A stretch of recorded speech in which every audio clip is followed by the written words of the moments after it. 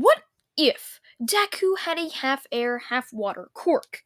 Part 5.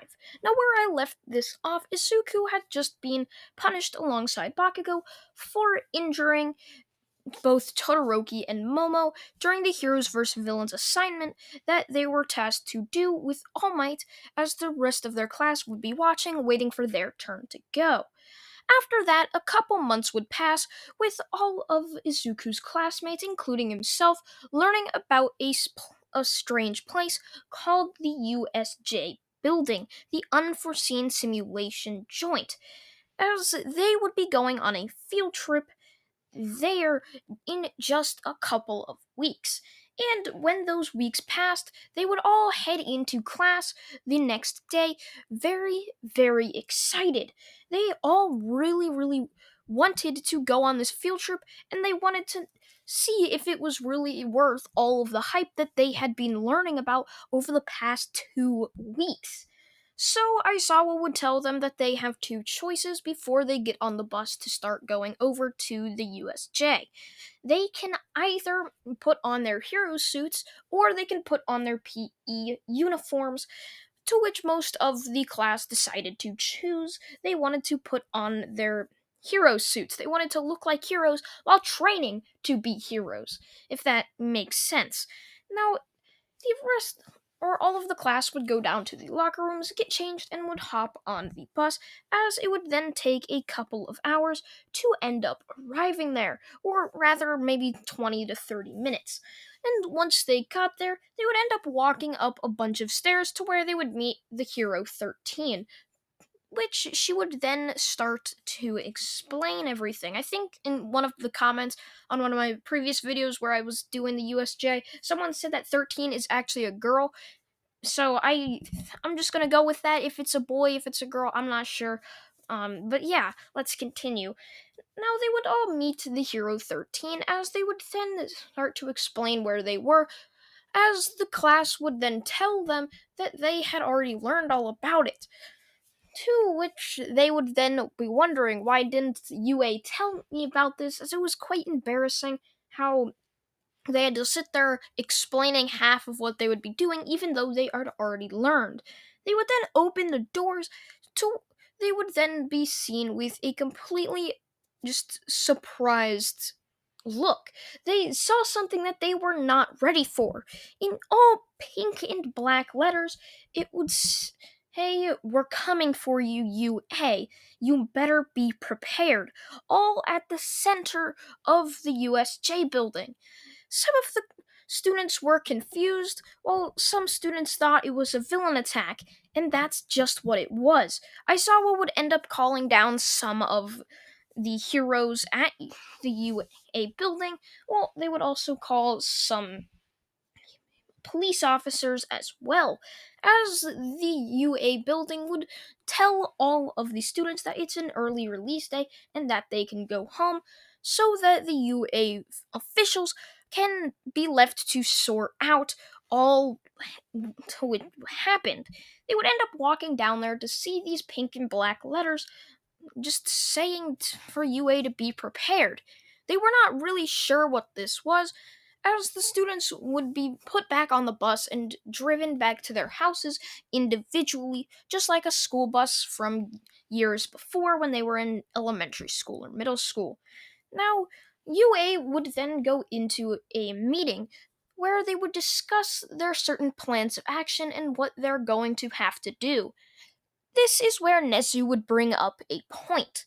This point would be they must do something that he was prepared for years.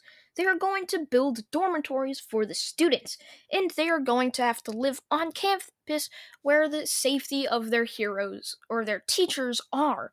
So if something were to happen, the teachers could spring into action and protect the students, along with giving permission for the students to protect themselves very, very easily. So, from there, the construction of the dormitories would start. It would only take around a week with the help of Cementos, I don't know, I think it's Cementos, where they would end up building the entire thing, where students would look out the windows of their classroom to see the dorms under construction.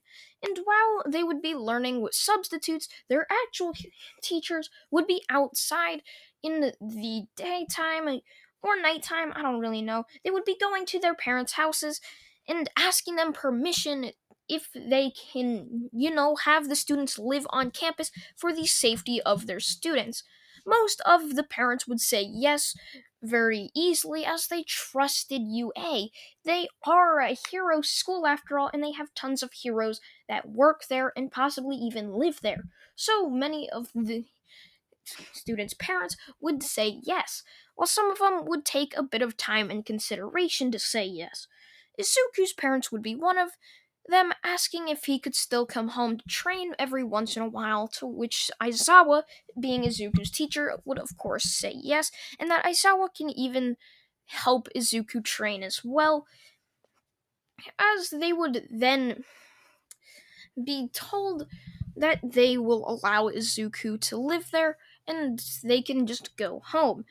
Now, from there, the week would have passed, the dorms were built, and the students started to move in. They would be given exactly 3 days to move in, and after those 3 days, they would start training, as they would have 1 month off after those 3 days, where they will have to train for the UA Sports Festival.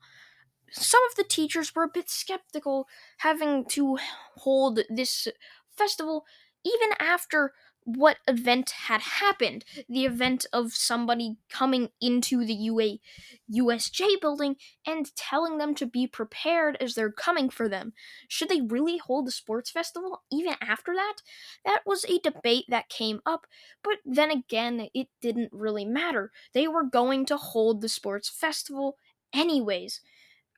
Now, the month would end up going by with Izuku and Todoroki training their absolute hardest. They both had a fire inside of them where they wanted to get first place, both to prove to each other that they are the stronger person or the stronger Todoroki, as Izuku and Todoroki would end up training together. Izuku would win most of the sparring matches, as they would end up sparring around twice every single day, and the outcome would end up being Izuku 35 to Todoroki 25. They would have sparred around 60 times. Now, Izuku would end up walking into the UA building with Todoroki, as they would then sit down, as they would wait for the rest of their classmates to come and sit down as well. Now, from there, Aizawa would end up telling them that they are going to have to grab their PE uniforms from their lockers, and they're not going to put them on yet, as they're going to have to drive to the stadium or coliseum that the sports festival is being held in, and that is where they're going to put on their uniforms. All the students wouldn't really care, just shrugging their shoulders, as they would then go down to their locker rooms, grab their PE uniforms, and go over to the Sports Festival Coliseum or Stadium. They would end up hopping on a bus, nobody being late, all around 5 minutes early, as they would then head to the Coliseum, which is what I will be calling it. They would then arrive in a back entrance to where they would be led by Aizawa into the respective locker rooms, either being boys or girls. Now they would then put that on and would be shoved into a waiting room to where they would wait for the opening ceremony, as they would then be told they can come out of the opening ceremony or out into the field or onto the field, as the entire crowd would roar and erupt into cheers. This was Class 1A. These future of what the heroes are going to be. This is where they're going to see what the future heroes are going to have with quirks, what quirks they're going to have, how flashy they are, how strong they are. As the crowd would just cheer very, very loudly. They were excited, more like ecstatic, really. As they would then see, or Class 1A would look around to seek the glares of classes 1B and down, as they were all very jealous of Class 1A. How come when they came out, none of them got nearly as much cheers as Class 1A did? It's not fair. I mean, it was kind of fair though, as Class 1A earned the right through the entrance exam to get into Class 1A. However, there was one person who thought it was unfair more than others. Shinso, that was the boy's name, as he knew that the entrance exam was kind of rigged, mostly for people with quirks like his, a brainwashing quirk. He's not going to be able to brainwash something without a mind, like a robot. It's just impossible for him to do. So the entire just exam to get into UA was kind of flawed, and the only way he could get in was using his brain and doing the test. If he would have gotten bad on that, there's no way they could have looked at his scores, as his scores on the hero test were nothing. He didn't get any points because he couldn't brainwash any of the robots. Now, from there, one of the teachers, being Midnight, would come up to the podium and ask for the UA first year representative. This would end up being Bakugo, as he would walk up onto the stands and would tell all of the first years, which this was the first year sports festival. The second year and third year had already been held, and they were now doing the first year. Bakugo would step up, telling them that they are the future of the people in the society, and that he wishes everyone luck and wishes them well on their journey to either becoming heroes or just people in general that commit or help society. The entire crowd would erupt in cheers and would just be thankful that the heroes aren't bratty, random kids thinking they're better than everyone, like Bakugo and Canon. However, they're actual people that care for the others and good of society. So this would cause the entire crowd to erupt into cheers, as Bakugo would then step down, as Midnight would then explain the first event to the entire crowd.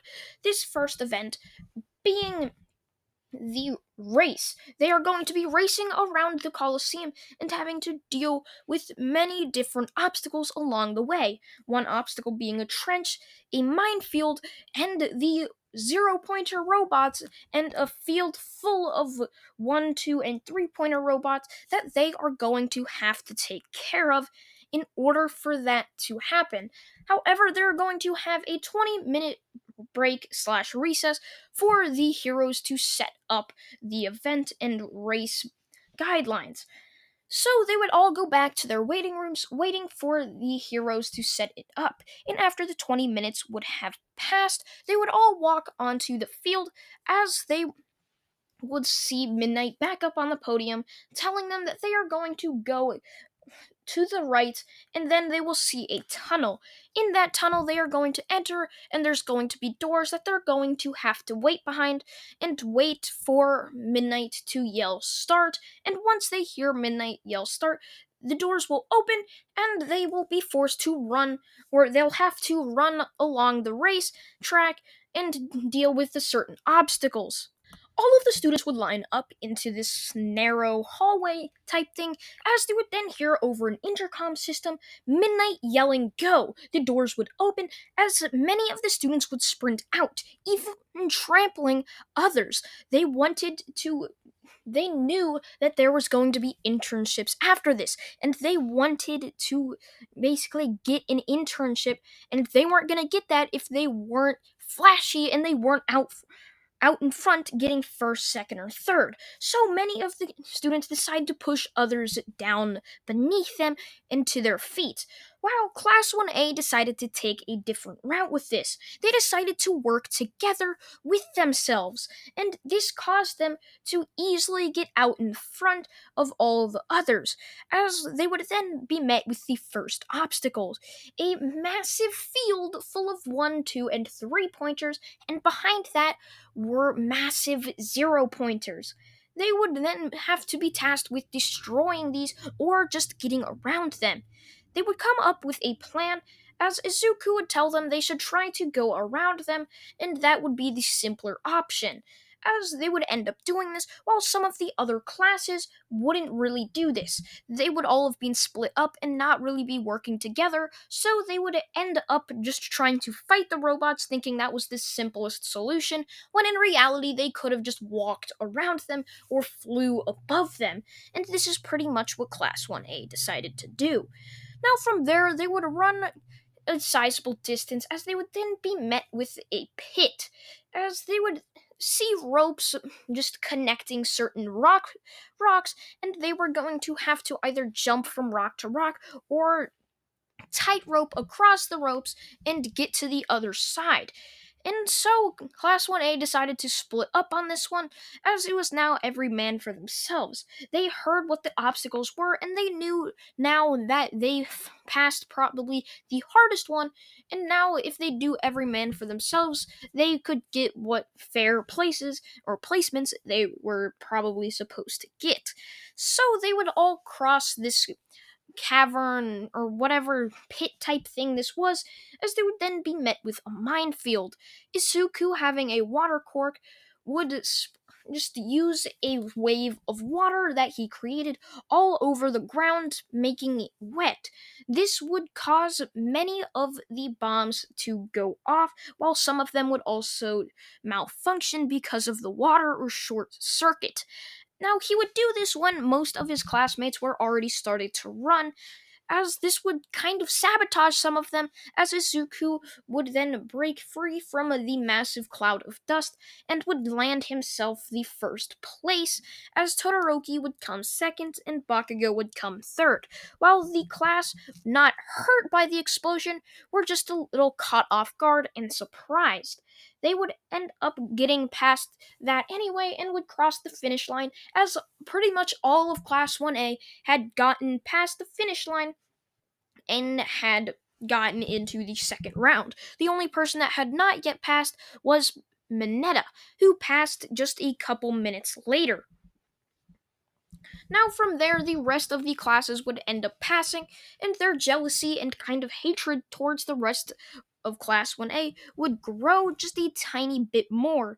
They had all worked together and used a very, very good strategy that many of them were kind of jealous they didn't come up with, as they kind of thought of Class 1A as the dumb brutes of it, when in reality they were not really brutes at all, and they were actually quite smart, which caused them to work together in the first place. They would then be told the second event would be the cavalry battle, and that they're going to have to wait for the rest of the students to finish the race. But if you finished the race already, you can go back into the waiting rooms and wait, as there's going to be a 20 minutes wait after every student had crossed the finish line or had been disqualified, just to give students a break to catch their breath and catch up and maybe start formulating a plan if they wanted to work together. However, Midnight strongly said that working together on this one would actually kind of cause some fights, as working together wasn't the best option for this next round, as they would then walk out after every student had crossed the finish line, be told the cavalry battle, be told what was going to happen during the cavalry battle, and be told that they now have 20 minutes to go do whatever they want, eat a snack, or do something else like that. The rest of the students would all go do that, as they would then start to prepare for whatever this was going to be, as they would then be told the 20 minutes were up and that if they could please come back to the main area, that would be perfect. They would all start to make their way back there, as they would then be told they are the best of the best after winning top 42 in the race. And now they are all going to be passing out headbands. The farther up your placement was, the higher your points are. So say you placed first, the higher points you're going to have. Isuku having the 1 million point headband. Anyone who had this headband was pretty much a guaranteed win. So pretty much the entire people around him would start to stare at him just with a glare, or they wanted this headband. They knew if they had it, they will win. And so they all started to glare with envy, I believe. I'm not quite sure. They wanted this headband though. And that's what caused Muku to have little shivers in down his spine as he wasn't sure if any of his classmates would actually want to join his team. However, he was able to manage to get Bakugo and Todoroki. They didn't really care about the points, or rather they were being smart about it. Sure, they knew they would be targeted a lot more. However, it would actually be smart knowing that Izuku is strong, and if they both joined the team, that would make them even stronger. And if they're some of the strongest students in the event, they could probably hold off everyone. And if they joined, they could just get an easy pass to the finish. Now, another person would also know this, being Shinso, as Shinso would ask to join the team, which Izuku would tell him sure they needed an extra person, and he just decided to do that. Shinso wouldn't try to brainwash them as he knew they're most likely going to pass, and brainwashing them would most likely give them an advantage as he knew they would end up meeting sometime in the next event, and he didn't want to just show out his secret weapon already. He was strategizing for the next couple of events. He was waiting for the perfect time to break out his quirk. So they would end up being placed with the 1 million point headband in the middle, as the rest of the teams would be circled around them. To which this would basically be put in this formation so that the crowd could cheer as they would see just this entire huge fight of all the teams scrambling to try to get the 1 million point headband. However, once midnight would yell go and sound a horn to let all of the people know that they can now start, Izuku, Todoroki, and Bakugo and Shinso, hearing this bell, would end up running right at some of the people running at them, and instantly would take their headbands, as some of the people would start to get angry, seeing as Izuku was easily taking everyone's headbands, or some people that all got around him, and so this started to make people back off, while others were getting angry and charging at him as they were thinking, why is he grabbing more points? He doesn't need more points. He's just going to end up winning anyway with the 1 million point headband. No one's even going to be able to get close to that. Which Izuku would keep grabbing these headbands as if trying to cause people to not go after him, because if they would, they feared their headbands might be snatched right off of their heads.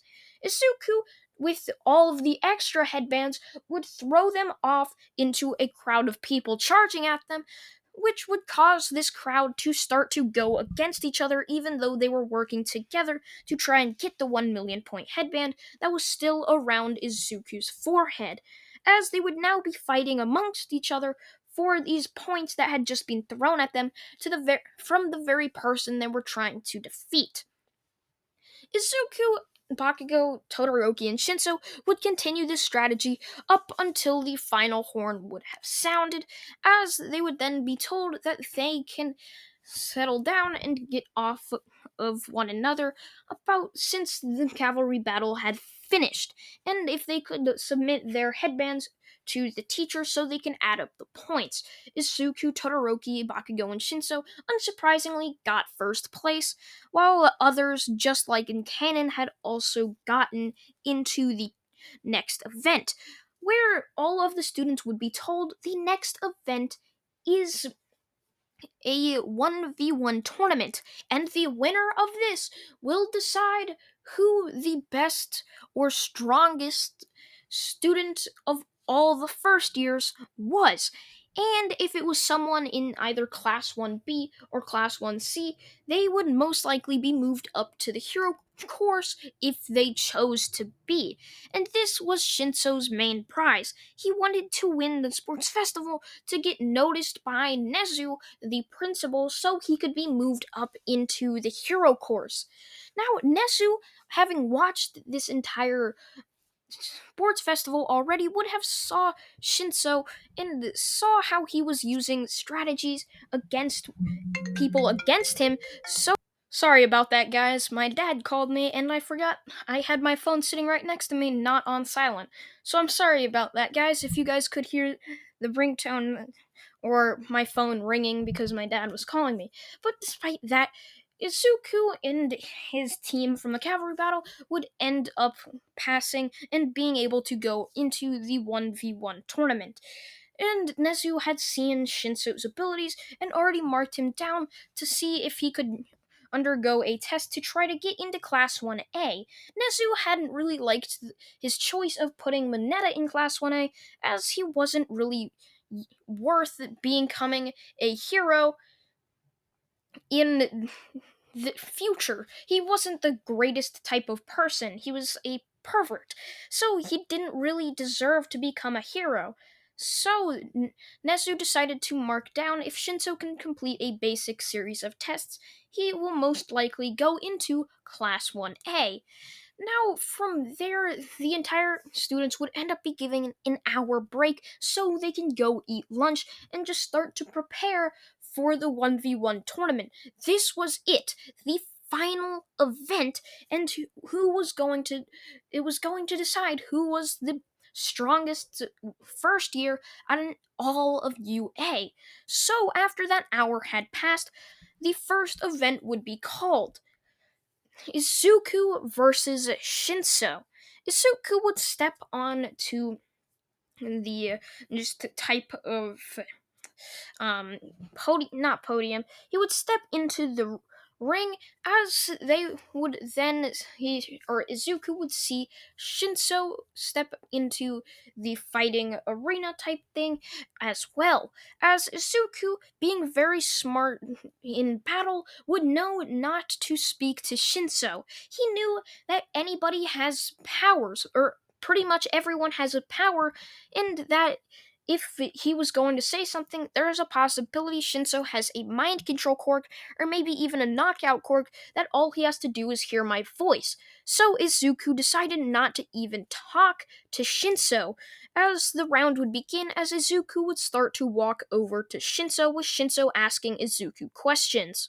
Shinso would start to get worried. Izuku wasn't answering any of his questions like he should be. He was just simply walking towards him. Shinso would start to get frantic in his voice as he would take a single step back. Izuku would then full on sprint at Shinso, seeing the opportunity, as Izuku would punch Shinso right in the face, causing Shinso's fall backwards to just spiral even faster, as Shinso had taken a step back off the arena already, and the punch Izuku had landed square to Shinso's face had not helped that at all. Shinso would fall straight down onto his back, as Midnight would then come over the intercom, and the winner of the first match goes to Izuku Todoroki, as the crowd would erupt in cheers. It was not the best match by far, and it was only the first match. It was kind of sad to see it, and it wasn't the greatest visual match, but they were sure that Izuku had a lot more to offer, and they were really hoping that was the case. The next match would take place, with it being Bakugo versus Todoroki.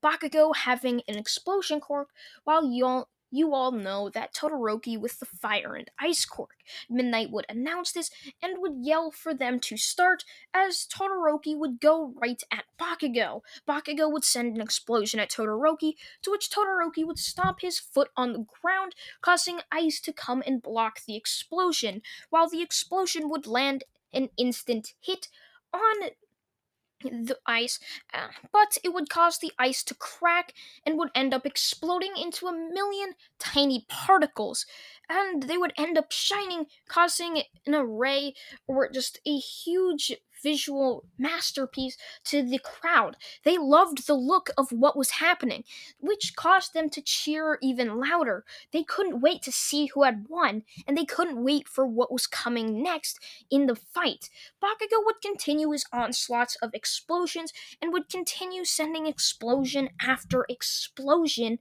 right at Todoroki, with Todoroki either dodging or putting up an iceberg or just a massive chunk of ice to block it. Todoroki then seeing an opening as Bakugo would run back, trying to catch his breath, Todoroki would start to use his ice to push towards Bakugo and would send a massive tornado of fire right at Bakugo. Bakugo would attempt to dodge, but the tornado would land a perfect hit right onto Bakugo, as Bakugo would jump back, now injured. He knew he couldn't last long, and he had one attack left. It was an all or nothing play, as Bakugo would then slam his fists together and would start to use his best move that he had in his arsenal, sending a massive explosion barreling towards Todoroki. Todoroki would end up being hit partially by this, but it didn't hit him full on. Todoroki would be sent flying back, almost landing out of the arena, but he had put an iceberg wall or an ice wall surrounding the outside by his end of the arena, stopping him from going out, as Bakugo would then collapse from the pain, knocked out, as Todoroki would then be announced the winner. Midnight would come over the intercom of the entire stadium, telling, "And Shoto Todoroki has won the second match of this sports festival final event. That is the second Todoroki to win today." Todoroki would then go back to Izuku, congratulating him and hoping that they could meet in the finals to face off against each other. Izuku would end up then going against Izuku would then go up against someone that he didn't really think he would end up going up against, and this would be Tenya Ida. Ida would end up trying to outrun Izuku and outmaneuver him, trying to use his speed to his advantage. To which Izuku was having none of this, as Izuku would put the entire arena just covered in water, as Izuku, holding this water in place, would use air, making the air below freezing levels, causing the ice to, or causing this water to freeze over, turning into ice. It wasn't as fast as Todoroki's instant ice, but it sure was something that could basically be used as an ice form. It just took a little while, as this went unnoticed to Ida, so Izuku was able to capitalize on this, as Ida would end up going to run at Izuku, but would end up slipping, as Izuku would then send a wave of water barreling towards Ida, as this would basically flush him out of the arena, as he would land on the grass, as the entire crowd would erupt into cheers. This was amazing. They couldn't wait for the final fight. There was so many just good prospects in this event, they just couldn't wait. As Izuku and Todoroki would end up moving up through the ranks, defeating many of the other people or everyone they faced. They beat everyone they faced up until the final round, where they would be facing off against each other. As soon as the match was about to start, a massive explosion occurred. Something strange was happening, and they didn't know what. As somebody would then come out of a gray portal, laughing, their voice now over the intercom. "I thought I told you, UA, to be prepared. And I warned you all, but I guess not. I guess you couldn't have just waited and pushed back your UA Sports Festival. But now here I am, all for one." The entire crowd would lay shocked and would start to scream. They didn't know if this was some sort of twist, but it was a villain, as a voice would then come over the intercom sounding frantic. "Warning, this is not a drill. If you are a hero, villain, or if you are not a hero or villain, if you are a citizen of the city, if you are a civilian, please evacuate the stadium now. If you're a hero in training, please evacuate the city, or please evacuate the stadium now. These are real villains. These are threats. All heroes, please report to the main field. We need all hands on deck here." As all the villains just watching out would end up coming down to start to fight these villains. Now, Izuku, not wanting to be left out, would end up trying to help as well, which was to the dismay of some of the heroes. Now, All Might would end up arriving to help fight All for One, as the Nomus would end up trying to fight the rest of the heroes, to where it was so bad massive dust clouds formed the entire field, as the Nomus had left and all of the heroes had also strangely disappeared. It was strange. Izuku would look around, being able to see everything. It was very, very cloudy. The entire stadium was empty, as Izuku would look over to see All Might on his knees and All for One with a bloody fist. Izuku would rush over to All Might as he would look down to see All Might had a hole in his chest with blood gushing out of it. All for One would then disappear, leaving as Izuku would look down at All Might, completely shocked. All Might! What happened to you? Izuku would stutter out as All Might would pluck a hair from his head. Please, young Midoriya, eat this hair. Please continue the legacy of my Quirk. It cannot. If I die now, All for One will reign.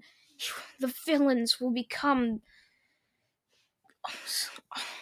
the villains. They'll rule the world. Please, Izuku, just eat this. Eat this. Inherit my Quirk. Izuku, just weirded out by this, would eat it as the dying wishes of his favorite hero, as Izuku would feel a sudden jolt of power, as Izuku, now laying in a puddle of All Might's blood, as Izuku would scream out, just completely shocked. Why? What happened? Why? All Might's dead. Where is everybody? As all of a sudden the dust would clear, as some of the heroes would walk in, and police officers would also walk in to see All Might dead, with Izuku with an emotionless face on him, completely shocked, blood soaked into his clothes and his skin. As the police officers would then pull him up and would put Izuku's hands behind his back. Izuku Midoriya, why would you do this? Why would you kill All Might? He was your hero teacher. Why would you kill him? Nezu would say, as Izuku would look completely shocked at Nezu. I didn't kill him. What do you mean? It was as I thought. There was a traitor, and it was you, Izuku Midoriya. I can't believe you would betray us. You ruined the Todoroki name, I guess. Izuku would then be shoved up to his feet, hands behind his back, and cuffed, as an armored vehicle would be waiting outside for him. As Izuku would see his best friend and his cousin standing right there with a look of shock, Izuku would beg for Todoroki or Bakugo to tell them it couldn't have been me. Why would I do this to All Might? He was my favorite hero. Izuku would beg his friends, his best friends, but it was to no avail. They would look on completely shocked as the rest of his class, disgusted at how they were classmates and treated Izuku kindly. Izuku was the man who killed All Might, the number one hero, the symbol of peace, someone who saved thousands, if not hundreds of thousands of lives over his hero career. And Izuku had wiped that all away because he killed him. They were clueless. They just didn't know the Quirk that All Might had, the Quirk that will save the world, was resting inside Izuku. Izuku was now the holder of All Might's Quirk, and they had no clue about that. Izuku would be cuffed, or already cuffed, thrown in the back of an armored car, and would then be sent to a maximum security prison for just the people that could have just they he was sent to this prison because he was the worst of the worst. It was where the worst villains were sent to live out the rest of their lives in misery. Izuku, being the youngest one there, would be asked, what could he have possibly done, by many of the people that were twice, if not three times his age there, as Izuku would be sitting down completely lifeless in the lunchroom, as all of the other villains that were there because they either killed someone or robbed massive banks, killed many heroes, were just wondering. One of them would end up walking up to Izuku. Kid, you look like you're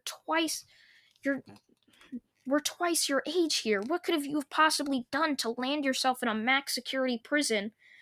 Izuku would then give a fake smile up to this person, as Izuku would then tell him, "They think I killed All Might. I was blamed for a crime I didn't commit." All of the prisoners saw and heard what they thought they would never hear. They heard from a betrayed soul, someone who had been betrayed and had lost all emotions because his friends had just betrayed him. It was something they weren't ready to hear. Sure, they were in a prison and many of them acted like they were lifeless, but this was something crazy coming from somebody who was barely looking like he was 15. It was insane. And he was in a maximum security prison. And that's where I'm going to leave it off, guys. I hope you guys did enjoy What If Deku Had a Half Air, Half Water Quirk Part 5. I thank you all for watching once again, and goodbye.